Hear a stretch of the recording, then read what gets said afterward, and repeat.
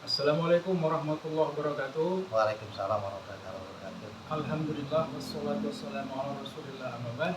Sahabat-sahabat semuanya, semoga tetap sehat walafiat. Amin. Bertemu lagi dengan saya Muzakir Mahmud, dan pada hari ini, hari Rabu tanggal 18 September, saya ditemani oleh rekan saya Ustadz Dery Darmawan Syah, atau yang disapa biasanya TGD. My friend Ya. Melton. Nah, kebetulan beliau juga adalah salah satu aktivis atau pegiat dakwah ya, Ya, yang luar biasa. Dan pada saat ini nanti kita akan sedikit mengulas terkait dengan dakwah secara umum saja ya.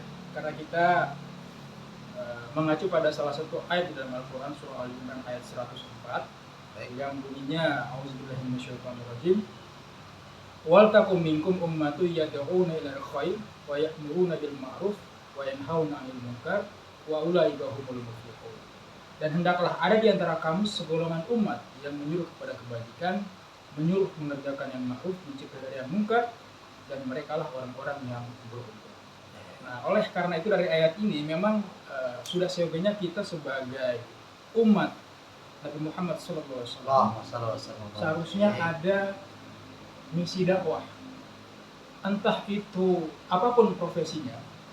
Artinya kalau dakwah ini tidak hanya berceramah di podium atau isi khutbah di masjid, tapi banyak sekali cara yang perlu untuk kita kerjakan agar bagaimana kita ini ada kontribusi. Tapi secara buat tafsir, dakwah. ayat tersebut secara tafsir itu apa sih, membahas apa? Ya, istilahnya dari ayat tadi, wal takum minkum ummatu yad'una ilal khair wa ya'muruna bil ma'ruf, hendaklah ada di antara kamu segolongan umat yang menyuruh kepada kebajikan. Artinya, memang kita ini dianjurkan ya untuk menjadi umat yang terbaik.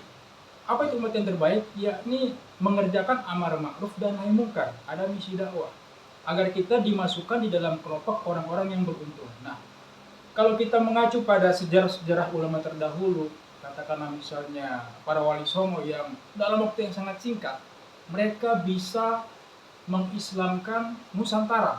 Ya, betul. Karena kenapa? Memang mereka itu ada taktik dakwah, siasat dakwah, dan bahkan mereka itu memahami kultur atau budaya tempat mereka berdakwah. Sehingga apa? Mereka itu berdakwah memahami sosial masyarakat, sehingga mereka itu bisa menarik perhatian masyarakat Nusantara, dan kemudian masyarakat Nusantara berbondong-bondong untuk masuk Islam. Nah, kalau misalnya kita mengacu pada dakwah wali songo yang sukses itu, yang perlu kita jawab bersama pada konteks kekinian.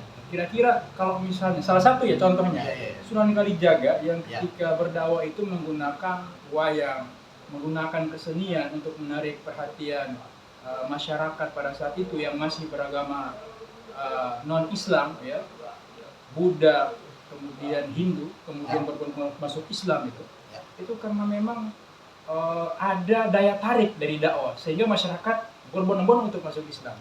Nah, kira-kira dalam hal ini kalau kita mengambil pelajaran dari dakwah Sunan Kalijaga, ya, yang menjadi pertanyaan yang perlu kita jawab bersama adalah, jikalau Sunan Kalijaga masih hidup pada zaman yang sekarang ini, kira-kira dakwahnya seperti apa? Kira-kira cara dakwahnya, metode berdakwahnya, pakaiannya, kira-kira seperti apa? Kira-kira bisa dijawab nggak, Tuan Guru Dery? Ya, ngeband kalau yang ngeband gitu ya. Nggak alat band. Ya, mungkin seorang komika ya mirip saya. Ya. Intinya sih pertanyaan seperti ini perlu untuk kita jawab bersama. Mungkin agar benar-benar. Iya. Sedikit menanggapi TG Zakir, TG Zakir ya. Karena ada hadis Nabi itu adibu auladakum bi ghairi zamanikum. Itu mungkin yang dilakukan oleh para wali songo, termasuk Sunan Kalijaga. Itu ya. Iya. Ya, intinya kesimpulannya daripada panjang lebar, karena memang konten kita konten yang singkat ya. Artinya ya sekitar 5 menitan. Ya. Mudah-mudahan dari pertemuan kali ini ada pelajaran yang bisa kita ambil, bahwasanya di setiap kita selaku umat Islam ada beban amanah untuk menyampaikan dakwah apapun profesinya, dan usahakan ketika dakwah itu kita harus memahami budaya, sosial masyarakat sehingga tidak bertabrakan dengan kebiasaan mereka. Kecuali kebiasaan mereka itu memang bertabrakan dengan agama, itu perlu untuk kita luruskan. Tapi selagi masih bisa dikompromi, maka usahakan kita masuk sehingga kita melahirkan seni atau daya tarik sehingga mereka itu tertarik untuk memperhatikan dakwah kita sehingga dakwah kita itu berhasil seperti dicontohkan oleh para juru dakwah terdahulu Wali Songo dan lain-lain yang memang luar biasa. Sampai dengan sekarang kita masih bisa merasakan manfaat dari dakwah mereka yang memang dalam waktu singkat itu bisa mengislamkan Nusantara. Mudah-mudahan misi dakwah ini kita bisa emban dan mudah-mudahan semua kita itu bisa menjadi juru dakwah, bukan hanya kalau kita belum mampu untuk mendakwah keluar, minimal kita dakwahkan kepada keluarga kita. Kalau kita nggak mampu juga, minimal diri pribadi kita ini kita luruskan dulu agar betul-betul kita siap untuk terjun ke masyarakat. Oke, bagaimana TGD? Silakan. Gerakan ini dulu. Gerakan apa nih? Gerakan ombak dulu. Ini dari saya. Gimana? Terus yang mana dong yang dulu? Iya. Gimana? Oke. Jangan biar beraturan harmoni. Udah? Jadi memang agama itu sesuatu yang sangat candu, jangan sampai kita mampu juga terhadap agama. Tetapi agama adalah out of box. Jadi kita tahu boxnya itu ya.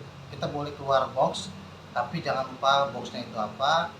Atau juga jangan terlalu memaksakan seperti istilah selling ice box to Alaska. Ini kan ngapain jualan kulkas di Alaska itu ngapain? Ya gitu deh intinya gitu ya. Ya gitu ya. Oke, sahabat semuanya, mudah-mudahan bermanfaat konten kita kali ini dan semoga bisa membawa keberkahan bagi kita semua. Ketemu dengan konten video selanjutnya, semoga bisa menambah manfaat bagi kita semua. Terima kasih atas partisipasi kalian semua untuk menonton video kita. Assalamualaikum warahmatullahi wabarakatuh. Waalaikumsalam warahmatullahi wabarakatuh.